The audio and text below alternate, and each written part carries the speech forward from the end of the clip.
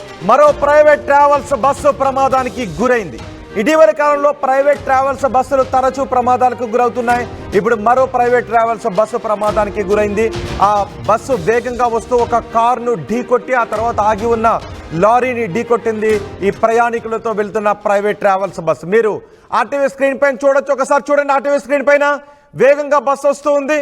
అక్కడ లెఫ్ట్లో ఒక లారీ ఆగి ఉంది. ఆ వేగంగా వస్తున్న బస్ ఆ కారును ఢీకొట్టి ఆగి ఉన్న లారీని ఢీకొట్టడంతో లారీ కూడా పక్కకు పడిపోయింది. వేగంగా బస్సు వస్తూ ఉంది, ఆ ముందే కారు ఉంది, ఆ కారును ఢీకొట్టి లారీని ఢీకొట్టింది. ఒకసారి ఆ దృశ్యాలు చూడండి, ఎంత భయానకంగా ఉన్నాయి. వేగంగా వచ్చిన బస్సు కారును ఢీకొట్టి లారీని ఢీకొట్టడంతో బస్సు చూడండి ఒకసారి, ఆ కారు మధ్యలో కారు ఉండిపోయింది.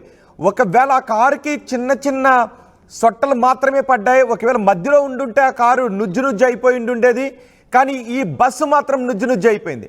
ఇక్కడ మీకు కనిపిస్తున్న తప్పేంటి?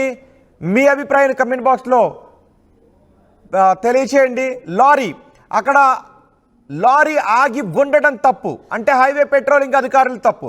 బస్సు వేగంగా వస్తూ ఉంది, ముందు ఒక కారు ఉంది, అక్కడ లారీ ఉంది. వేగ నియంత్రణలో లేకపోవడం ఆ బస్సు తప్పిదం కూడా. ఇటీవల కాలంలో ప్రైవేట్ ట్రావెల్స్ బస్సులు ఎక్కువగా ప్రమాదాలకు గురవుతున్నాయి. నిన్న కూడా చెప్పాం, ఆర్టీవీ గతంలో కూడా ఒక డ్రైవ్ను నిర్వహించింది. హైవేలపైన అనధికారికంగా ఆపి ఉంచుతున్న వాహనాలపై అధికారులు చర్యలు తీసుకోవడంలో విఫలమవుతున్నారు. అందుకే ఈ ప్రాణాలు పోతున్నాయి. ఈ పోయే ప్రతి ప్రాణానికి, హైవేలపై నిర్లక్ష్యం కారణంగా పోయే ప్రతి ప్రాణానికి కూడా అధికారులదే బాధ్యత. అధికారులే